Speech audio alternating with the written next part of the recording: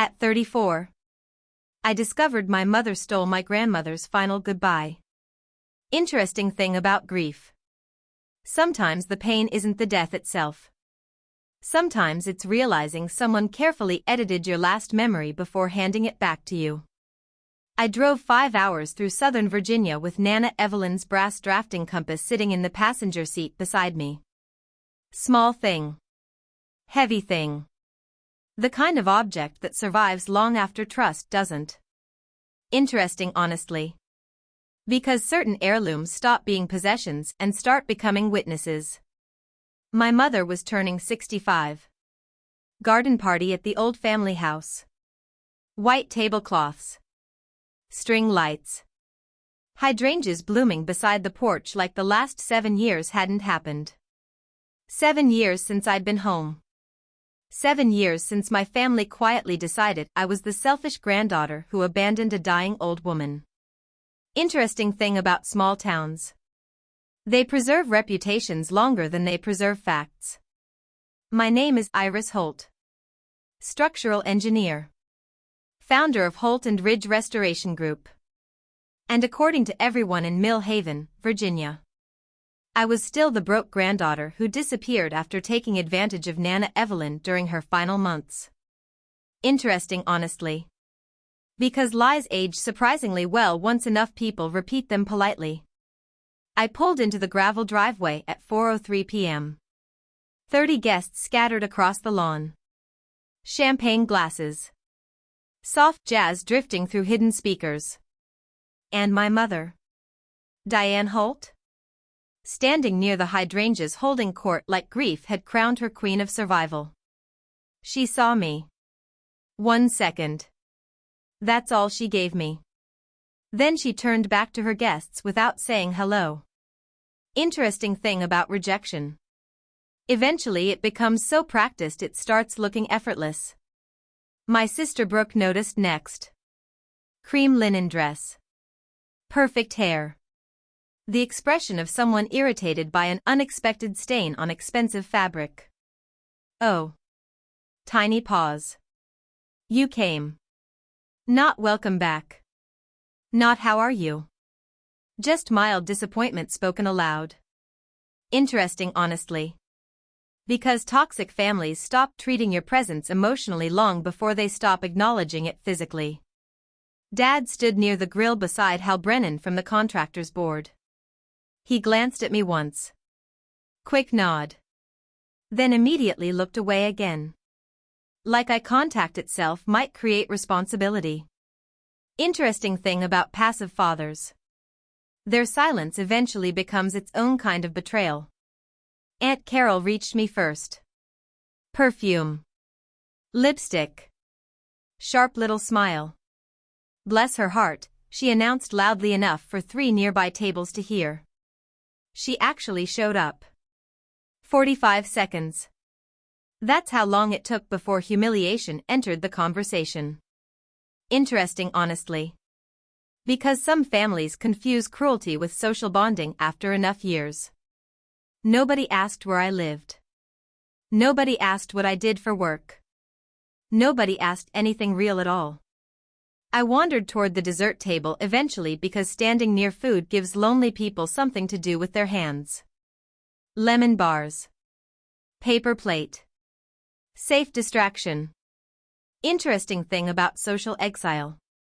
You become incredibly skilled at pretending you chose isolation voluntarily. That's when Brooke walked over with 2 women from the junior league. Karen and Dawn. Both smiling politely. Both already half listening. So what are you doing these days, Iris? Karen asked. Before I could answer, Brooke laughed softly. Still broke. Still alone. Still pointless. She said it casually. Like a rehearsed joke she'd been waiting years to use publicly. Interesting, honestly. Because humiliation lands differently once someone enjoys the audience more than the cruelty itself. Karen froze. Dawn stared into her wine glass. Across the lawn. My mother heard it. And laughed. Actually laughed. The afternoon sunlight hit her Pinot Grigio while the sound carried across the grass toward me. Still broke. Still alone. Still pointless. I set my lemon bar down carefully. Not dramatic. Not emotional. Carefully. Because surviving certain families teaches you emotional stillness the way military training teaches reflexes. Interesting thing about humiliation. People expect visible pain because it helps them measure whether the attack worked. I looked at Brooke calmly. It's good to see you too. That was it. No yelling. No tears. No defense. And for the first time all evening, my sister looked disappointed. Interesting, honestly. Because cruel people need reaction the same way performers need applause. Here's what the town believed about me. They believed I manipulated my way back into Nana Evelyn's life during her illness. That I hovered near her while she was confused and vulnerable. That I disappeared immediately after she died because there was nothing left to gain. They believed my mother was the devoted daughter who held Evelyn's hand at the end. The grieving caretaker. The elegant survivor. Interesting thing about false narratives. Once enough respectable people repeat them, they stop sounding like gossip and start sounding historical. Aunt Carol had spent 7 years building that version carefully. Church luncheons. Garden club meetings. Fundraisers. Quiet conversations beside casseroles and coffee. She broke Evelyn's heart at the end. Poor Diane did everything herself. Small-town mythology assembled piece by piece. Interesting, honestly. Because reputations rarely collapse loudly. They erode slowly under repeated storytelling. But what none of them knew. Not Brooke. Not Diane. Not even my father. Was that I hadn't come back to defend myself. I'd come because Ruth Calloway called 3 weeks earlier and quietly said, "Your grandmother would have wanted you here." Pause. "And I have something that belongs to you when the moment's right."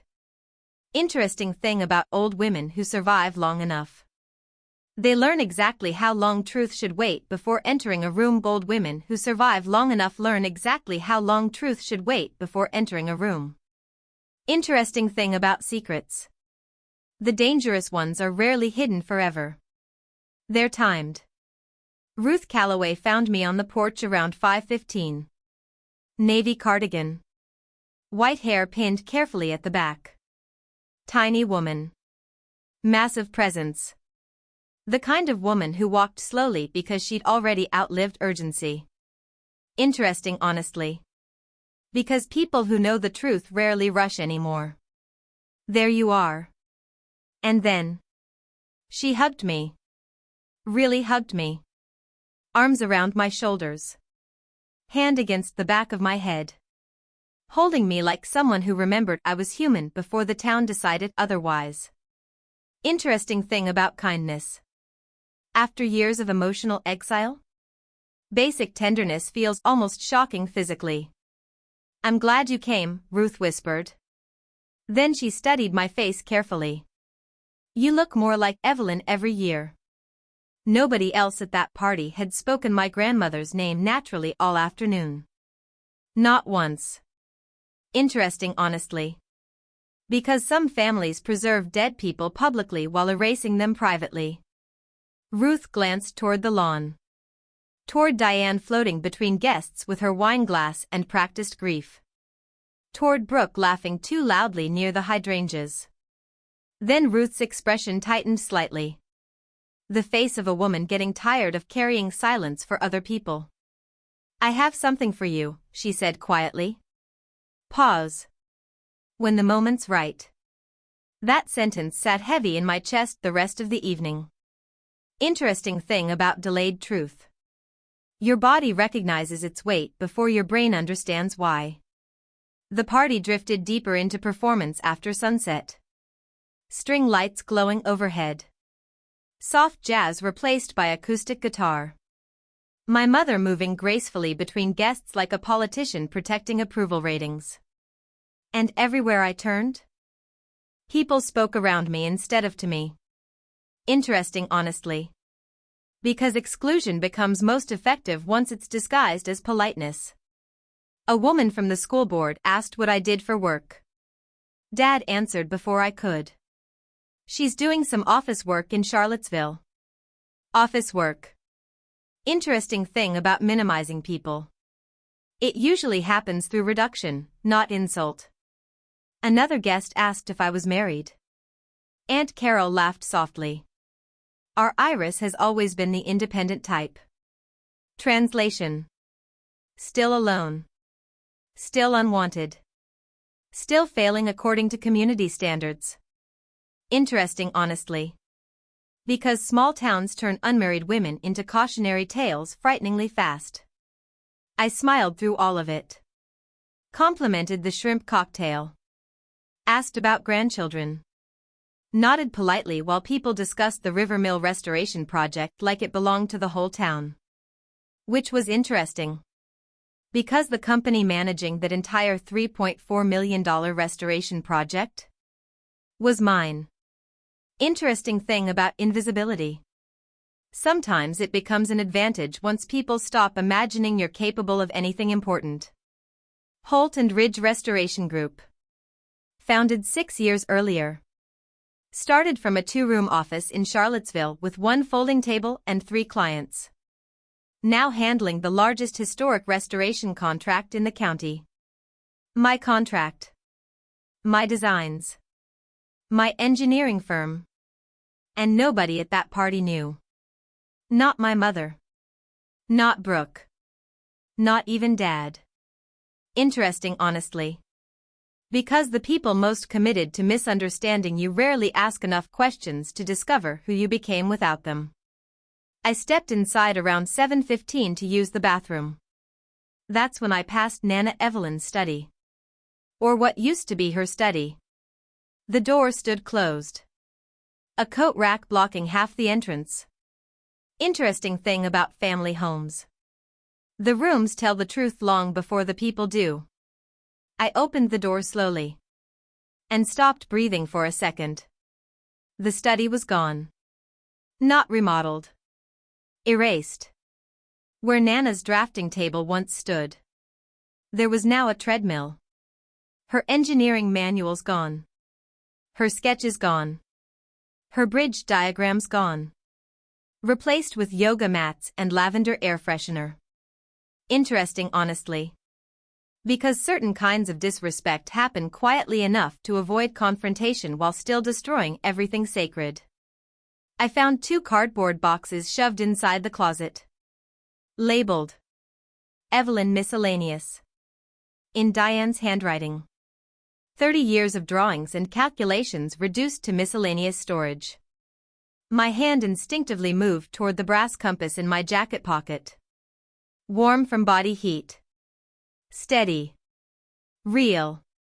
Interesting thing about heirlooms. Sometimes they become proof someone existed correctly after the world starts rewriting them.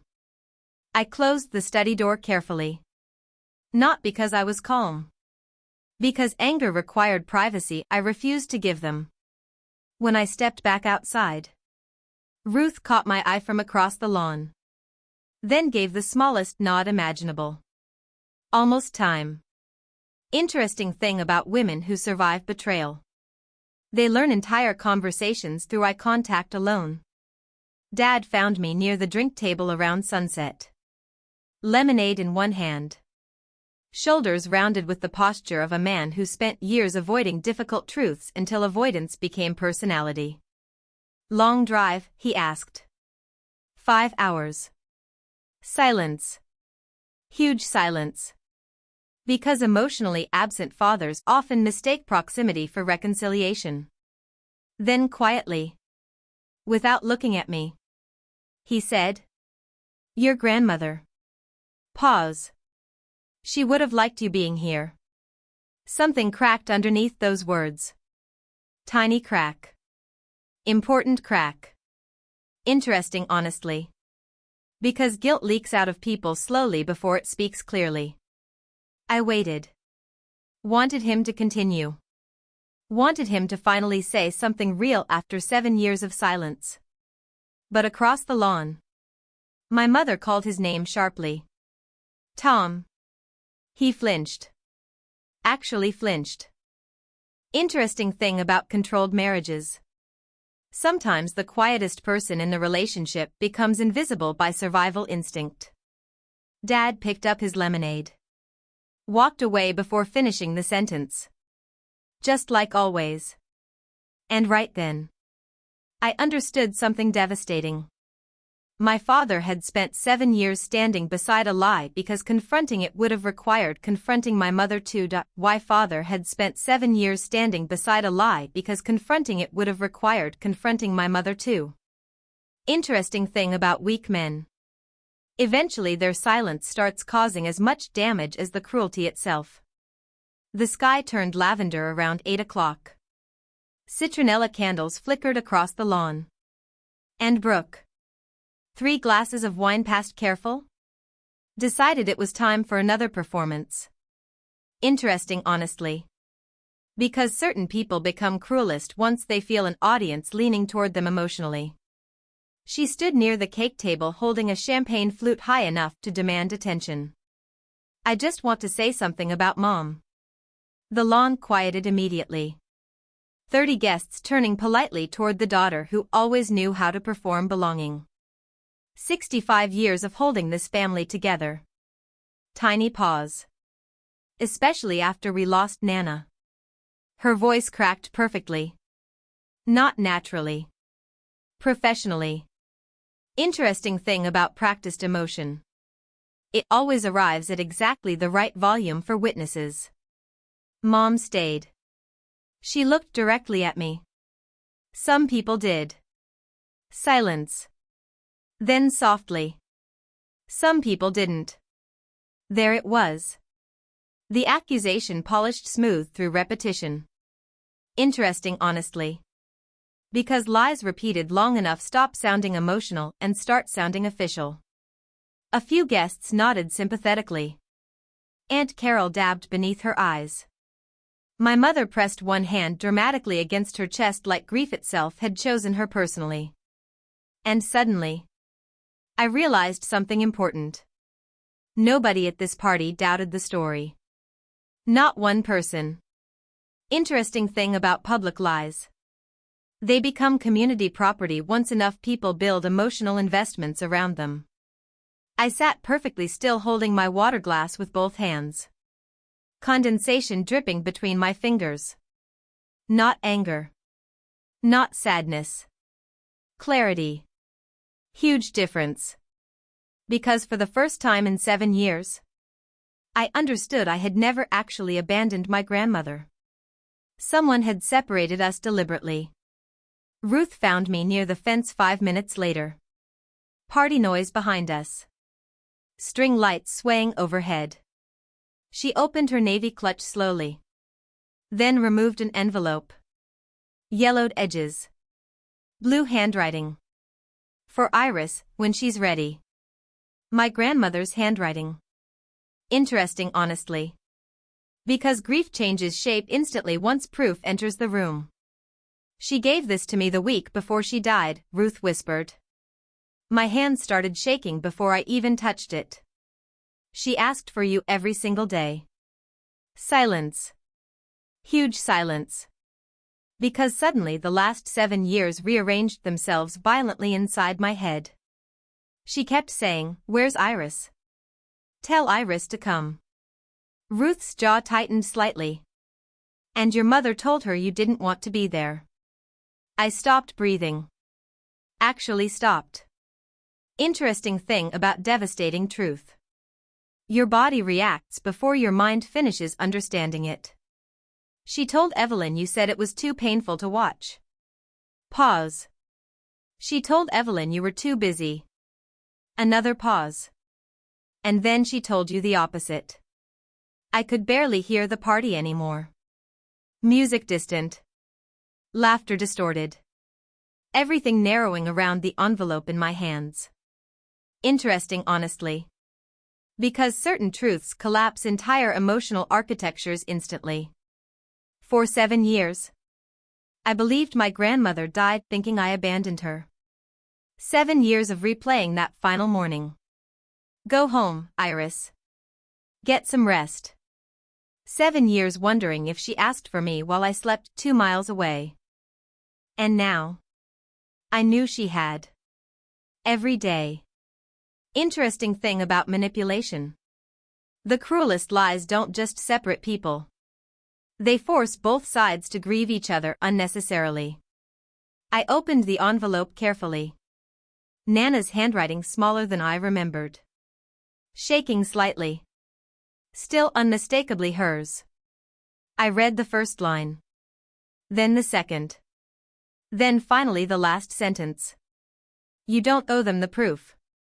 Just come home free of them. Interesting, honestly. Because sometimes dead people rescue you years after they're gone. I folded the letter slowly. Placed it beside the brass compass inside my jacket pocket. 2 pieces of my grandmother resting against my ribs like anchors. Ruth watched me carefully. She knew what Diane was doing, she said softly. She just ran out of time before she could stop it. The wind shifted across the lawn. Acoustic guitar drifting through the darkening yard. My family laughing near the cake table, completely unaware the foundation beneath their story had already cracked open. Interesting thing about lies. They remain powerful right up until the exact second documented truth enters the room publicly. I walked toward the driveway alone. Gravel crunching beneath my shoes. At the far end beneath the magnolia tree sat my midnight blue Mercedes S-Class. Quiet. Elegant. Almost hidden in the dark. Interesting, honestly. Because success becomes strangely unimportant the moment emotional truth finally arrives. I leaned against the hood and let 7 years hit me all at once. Not just grief. Not just betrayal. Relief. Huge, overwhelming relief. Because I had spent nearly a decade believing I failed the person who loved me most. And now I knew something life-changing. I had never abandoned my grandmother. My mother stole us from each other intentionally. Interesting thing about clarity. It hurts terribly at first. Then it starts setting you free almost immediately afterward. I could have left right then. Driven 5 hours back to Charlottesville. Never spoken to any of them again. Nana's letter even gave me permission. Come home free of them. But standing there beside the car, with the compass warm in my pocket and the truth finally alive again, I realized something important. Freedom didn't require silence anymore. Not tonight. Not after 7 years. Because sometimes the kindest thing you can do for yourself, and for the dead, is finally say the truth out loud where the lie was born. Sometimes the kindest thing you can do for yourself, and for the dead, is finally say the truth out loud where the lie was born. 9:15 p.m. The speeches started. String lights swaying overhead. Champagne glasses catching candlelight. 30 guests settling into folding chairs while my mother stood near the cake table glowing with the confidence of someone who believed the story was untouchable. Interesting thing about long-term manipulators. They mistake repetition for permanence eventually. Diane raised her wine glass slowly. Thank you all for being here tonight. Warm smile. Controlled voice. The performance fully operational again. This family has been through so much. Pause. We've lost people. Another pause. But we stayed together. There it was. The mythology. Interesting, honestly. Because every false family narrative eventually reduces itself into heroes and deserters. Mom looked toward Brooke. Then Dad. Then finally, toward me. Briefly. Dismissively. And my mother Evelyn taught me something important. She lifted the glass higher. Family is about who stays. Silence. Soft agreement from the guests. A few murmured that's true. Interesting thing about public lies. They sound most convincing surrounded by people emotionally invested in believing them already. The letter pressed against my ribs inside my jacket pocket. The brass compass rested against my hip. One truth from the dead. One proof she existed correctly. And suddenly, I wasn't scared anymore. Interesting, honestly. Because once shame finally leaves your body, fear usually leaves with it. I stood slowly. I'd like to say something too. Not loud. Didn't need to be. The kind of quiet voice that forces rooms to lean closer. My mother's fingers tightened around the stem of her wine glass instantly. Tiny movement. Huge tell. Interesting thing about guilty people. Their bodies recognize danger before their faces do. Of course, Diane said smoothly. Generous smile returning automatically. Iris, please. She still thought she controlled the room. Still thought I'd apologize. Or explain. Or shrink. Interesting, honestly. Because manipulative people confuse silence with weakness until the exact second it stops. I stepped forward beneath the string lights. 30 faces watching me now. Some curious. Some uncomfortable. Most already convinced they knew who I was. I want to talk about Nana Evelyn. Everything quieted further. Nana was sacred territory in Millhaven. Everyone there loved her. Or claimed they did. Interesting thing about beloved dead women. People protect their memory publicly while ignoring what they tolerated privately around them. 7 years ago, I said calmly. I spent 3 months living in her study. I saw Brooke shift immediately. Mom's smile tightening. I drove her to chemotherapy appointments 3 times a week. Pause. I cooked for her. I read to her. I slept beside her room almost every night. No movement now. No whispers. Just listening. Interesting, honestly. Because truth changes the atmosphere of a room before it changes anyone's mind. On the last morning, I looked directly at my mother. She told me to go home and rest. Dad lowered his eyes instantly. Interesting thing about passive people. They always recognize the truth first because they've been avoiding it longest. I left for 2 hours. And while I was sleeping, I swallowed once. My grandmother died. Silence spread across the lawn. Heavy silence. The kind people remember afterward for years. Then my mother told me Nana didn't want me there. A sharp inhale somewhere near the garden club table. Interesting, honestly. Because lies sound very different once spoken aloud beside the people they damaged. She told me she was protecting Nana from the stress of seeing me. I reached slowly into my jacket pocket. Removed the yellowed envelope. Nana's handwriting visible even from several feet away. For Iris, when she's ready. Mom's face lost color instantly. For the first time all evening. She looked afraid. Interesting thing about manipulators. They panic hardest once physical evidence enters the room. There's someone here tonight who was also there during Nana's final days. I looked toward Ruth. And she remembers something differently. Ruth stood. 86 years old. 5'2". Steadier than everyone else in the yard combined. Interesting, honestly. Because truth gives old women terrifying power once they stop protecting other people's comfort. My name is Ruth Calloway, she said clearly. I was Evelyn Hull's closest friend for 53 years. No shaking voice. No uncertainty. Just fact. I sat beside Evelyn during her final week. Pause. And she asked for Iris every single day. The lawn went completely still. Even the crickets sounded quieter somehow. Interesting thing about real truth. It rarely needs dramatic delivery to devastate people. She kept saying, "Where's Iris?" Tell Iris to come. Ruth looked directly at Diane.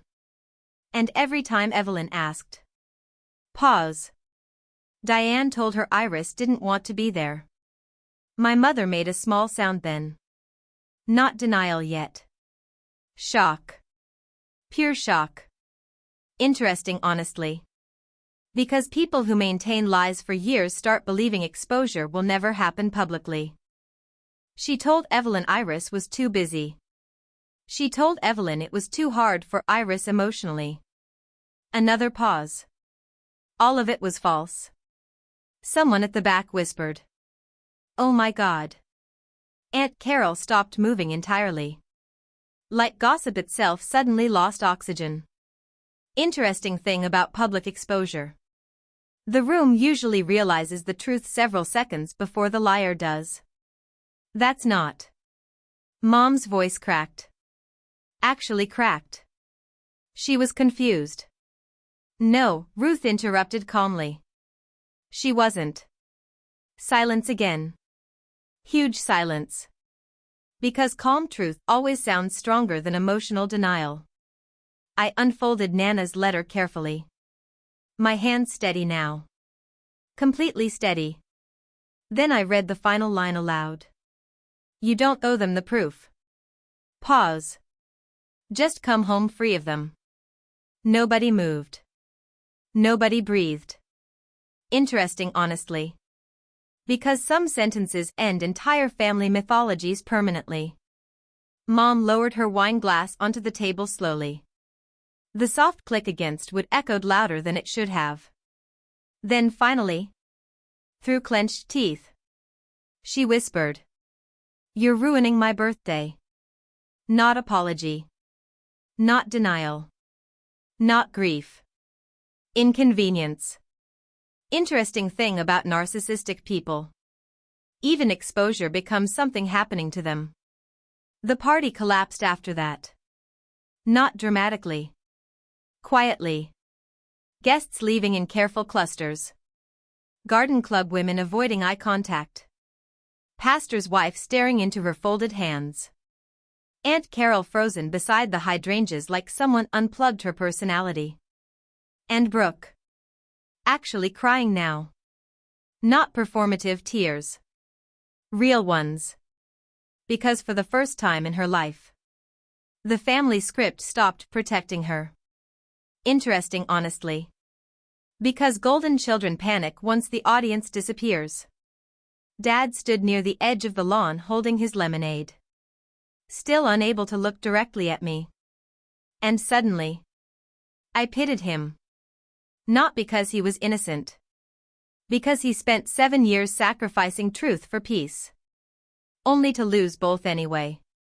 Interesting thing about cowardice. Eventually it costs more than confrontation ever would have. I could have destroyed them further. Could have announced Holt and Ridge owned the Rivermill contract. Could have explained the pointless broke granddaughter built the largest restoration project in the county. Could have humiliated Brooke the same way she tried humiliating me. But Nana didn't teach me revenge. She taught me precision. Huge difference. Interesting, honestly. Because powerful women don't always need retaliation once the truth has already landed cleanly. I slipped the letter back into my jacket beside the compass. Then looked around the lawn one final time. At the string lights. At the white tablecloths. At the family that spent 7 years building a version of me that no longer existed. I didn't come here to take anything from anyone, I said quietly. I came because Ruth asked me to. Pause. And because the woman who raised me deserved at least one person here who remembered her honestly. Nobody answered. They didn't have one. Interesting thing about truth. Once it finally enters the room, people either stand beside it or become very quiet. I turned. Walked down the long gravel driveway alone. My heels crunching against the stones. The loudest sound in the yard. Nobody followed me. Nobody called my name. And for the first time in 7 years, that silence belonged entirely to me.